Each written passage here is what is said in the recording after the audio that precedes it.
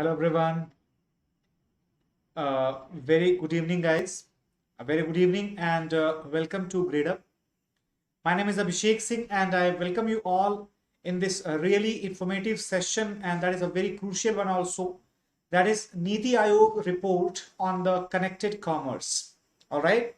So guys, let us understand that what is this report all about in this lecture. But before we could proceed, let us have a brief introduction of myself. My name is Abhishek Singh, as I told you, and I have been guiding the UPSC aspirants since 2017, and these are my UPSC credentials. You can check that out as well. So guys, before we could move ahead, I would just like to tell you that Gradeup is offering a fantastic discount of flat 55% off on the occasion of this very prosperous and very happy Eid. Okay. However, guys, this is a tough time for all of us. So let us pray together that may Almighty God gives us the better time very soon. All right. So guys, this is the best time for your preparation. As you might be aware that UPSC has also deferred the next date, 27th of June. So make sure that you start your preparation with a new vigor and with a new enthusiasm. Use this opportunity and speed up your preparation right now. So let us move to the topic directly. As you all know that it is the basic and brief introduction and brief topic about the report of Niti Ayog. So what is it report about? So guys, a report called as the Connected Commerce, that is creating a road for the digitally inclusive Bharat, that aims to promote digital financial inclusion. That report is published by the Niti Ayog. So as we all might be aware, dear friends, that India is definitely heading towards a digitalized economy and a digitalized financial system. As we all might be aware about the recent report related to the UPI and online transactions, in which India was surging much ahead than other economies, right? So this has also the similar path to decide that how to promote the digital financial inclusion. Basically, various programs are being run on that, and Niti Ayog report is actually talking about these only. All right. So what is the meaning of digital financial inclusion? So guys, that can be broadly defined as the digital access to, and the use of financial services by excluded and underserved population. So basically what happens that as we all might be aware about the Jan Dhan accounts, basically that was in fact the effort on the ground to ensure the financial inclusion, on the ground, that is through the banks, because it was, according to a study in fact in 2013, hardly 10% of the Indian population, they had at least a savings account. So guys, that means our population's financial inclusion was extremely poor, right? Let alone the digital financial inclusion. It was not even in the simple financial inclusion or through the banking financial inclusion. That also was very pathetic in our country. So once the banking financial inclusion or the direct or physical financial inclusion that has been ensured to a good ratio, now the effort should be towards the digital financial inclusion, especially in this testing time. Particularly, you can say the significance of digital financial transactions or digital financial, you can say, savviness, that increased after the demonetization. And in recent couple of years, we have seen the great surge in the digital financial transactions. So that is why it has become inevitable for the maximum people in our country to be aware about the digital financial processes, as well as to be included into the digital financial system. where they will get the digital access and the use of the financial services. Okay, especially the focus should be kept on which type of population, which are excluded, or they say marginalized population, or the underserved population. That means which population segment has not been given the proper attention by now. All right, so that is about the brief intro related to the report on connected commerce. Let us understand further that what are the key recommendations by the report. All right, I'm sorry. So, strengthening the payment infrastructure to promote a level playing field for the NBFCs and banks. Basically, we all know, in fact, I have taken another session on the payment gateways and their feasibility in India, right? Also, we have seen the various payment interface, okay? In fact, unified payment interface, we all know UPIs, etc. So basically, guys, the payment infrastructure in the digital field, the first recommendation of this Niti Ayog report suggests that we need to strengthen that payment infrastructure so that the non-banking financial corporations as well as the banks, they are on the equal level, right? So that the banks can also try to gain more number of customers. For example, recently you might be aware that Axis Bank's UPIs, that application was awarded the best application for the banking based UPI services. And guys, on the other hand, if you see, there are many other digital payment services companies like the Google Pay or like Phone Pay, okay, RuPay of the government of India. In fact, these are doing much better as the platform for the digital payment as compared to the banks. Okay, so first point in the report says that we need to strengthen the payment infrastructure so that both are on equal terms. Is that clear to everybody? Very good. So, enabling agricultural NBFCs to access low-cost capital and deploy a physical and digital model for achieving better long-term digital outcomes. What is that? What is the meaning of low-cost capital? Right, guys, first of all, low-cost capital is where we do not need to, right, we do not need to pay much interest on that capital if we have. So agricultural NBFCs, they are actually recommended to be having to have the access to such capital. And also the agricultural NBFCs, like what, like for example, there is NABARD, okay, or there are the various Grameen banks, the rural banks, all right, or there are various cooperative banks or agro cooperative banks. These are always all included into that. So these banks, and similarly there are various NBFCs in the agricultural field. Okay, these are banks, as I told you. Then there are various NBFCs also. The NBFCs, they are supposed to get the access to this low cost capital as the banks are already having. Okay, banks are already having. And for that, what will happen? What is the recommendation here in the report? That NBFCs of the agricultural field, they should deploy both physical as well as the digital model for achieving the better long-term outcomes. All right, because guys, it's very clear that if you are not having any big name in the physical market, then it's very difficult for you to establish yourself in the digital space, particularly because there is the big question related to the lack of trust. That is a big thing, in fact, right?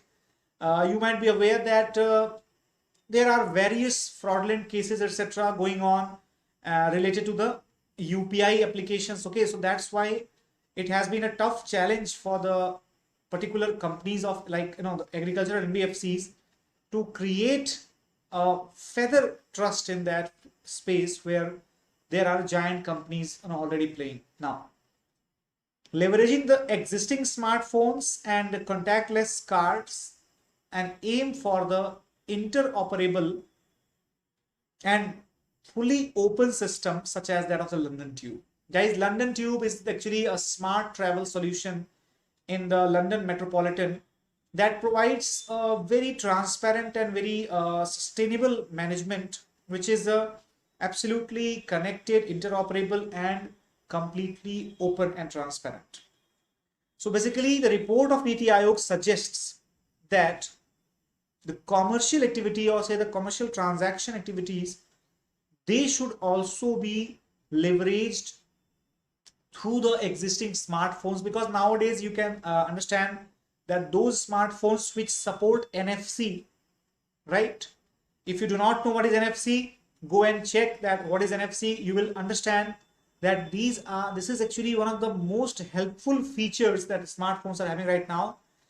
In fact, not just the smartphones, but also the contactless cards. Like you might have seen those cards which are just wiped over and they are not even touched on that, but they are just waved over the surface, and guys, the payment is done. All right. So such type of smartphones and contactless cards must be leveraged to strengthen this overall system of the payment, overall system of the financial transaction, connected commerce. All right. And therefore, I think you might be aware that government was also planning to bring up a common card that should be used up by every single used up for every single purpose, ranging from the metro card to the credit card or to the key card, anything, right? So guys, that is going to be the future in very recent, in very nearby time that is about to come. All right. So financial inclusions initiatives in India. All right. So guys, financial inclusion initiatives in India. So government of India has already taken some initiatives there. For example, first of all, National Strategy for Financial Inclusion for 2019-2024 for all tier 2 to tier 6 centers. So guys, this is actually the master plan for 5 years as introduced by the Reserve Bank of India, right? And it is basically ranging from all the tier 2 cities to the tier 6 centers. And this is based upon various initiatives we will see in the upcoming slide. Second and the most famous initiative, that is the JAM Trinity, that is Janadhan Aadhaar Mobile. Basically, Janadhan account of every individual plus Aadhaar is linked with the bank account and the verified, plus mobile phone. So every account details, they are actually transferred on the connected and registered mobile number that is also registered in Aadhaar card. So basically all the subsidies, etc., or all the government facilities related to the transaction activities, they are very smoothly operated, and also they are operable digitally. So that is in fact a great initiative that is leading to the financial inclusion through the digital mode in our country. Third one is the RBI's project Financial Literacy to promote the financial inclusion by engaging the business correspondents. So basically guys, you might be aware that RBI is lending a lot of stress on the financial literacy in our country, because this is something different from the regular literacy. As we know, despite having the educational qualification, many people, they are not aware about the simple financial terms, simple financial operations, simple financial practices like the savings, etc., or the deposition. They have a lot of you can say queries related to the financial practices, and what all care should be taken to avoid any such financial fraudulent.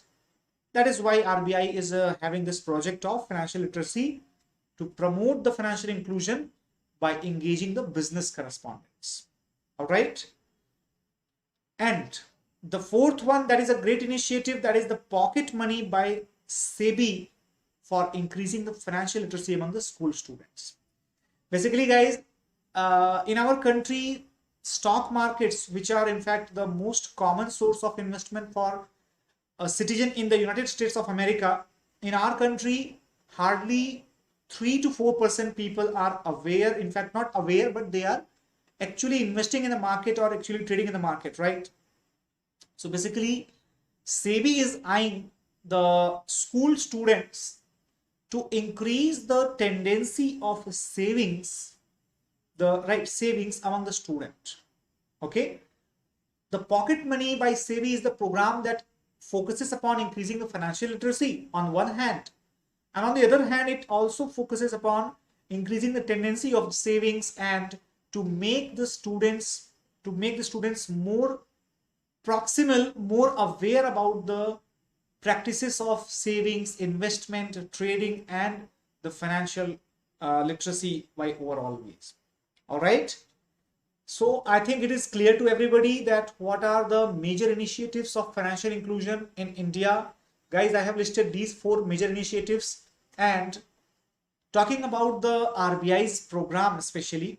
So guys, the key parameters, okay, these are quantified to assess the progress made under the financial inclusion. Okay, so RBI is saying that certain parameters should be identified to understand whether financial inclusion is optimum or not, or whether it is the suitable time to intervene into that particular matter or not. So for that, for measuring the financial inclusion, RBI has decided the key dimensions, that is access, the usage, and the quality. Access, usage, and quality. Physical points of service and digital points of service, they determine the access to the financial institutions or financial services, these things. Okay. First dimension is the access, that the person should be aware, or they should be able to at least get into the reach of the bank branch or the bank application. Either of these two can work. Second, the usage or the uses. Formally banked accounts, that means how many accounts are started on the banks, that also determines the financial inclusion. Very much a direct indicator. Adults with credit at the formal institutions. Basically, how many adults are into the credit system of the country? Because guys, India is such a nation where the informal credit system is still prevalent, where the people, they take the loans, etc., from sahukars, from the rich people in the village areas and all that, and they are exploited at an unimaginable level. So this also tells, that means how many adults are involved into this formal credit system. This also tells that they are at least aware and they are at least included into the financial system of our country. All right. Adults with insurance. So guys, this is the direct indicator, because the insurance is a banking product. Okay, it is a banking and additional services product. So basically nowadays banks are also selling the insurance. However, insurance is another example of the financial product. All right. Similarly, the cashless and mobile-based transactions, that person, how many transactions which are done by him or her, that also determines the level of financial inclusion. Account uses, guys, dormant accounts are a very big problem. We also call that inactive accounts in the banks. In fact, the Jan Dhan account was suffering because of a lot of inactive accounts, and therefore the frequency of account uses also determines the level of financial inclusion. And last but not the least, very important thing, remittances, that how much deposits you are making into that. Is this a zero balance account, or is that having the regular supply of the remittances?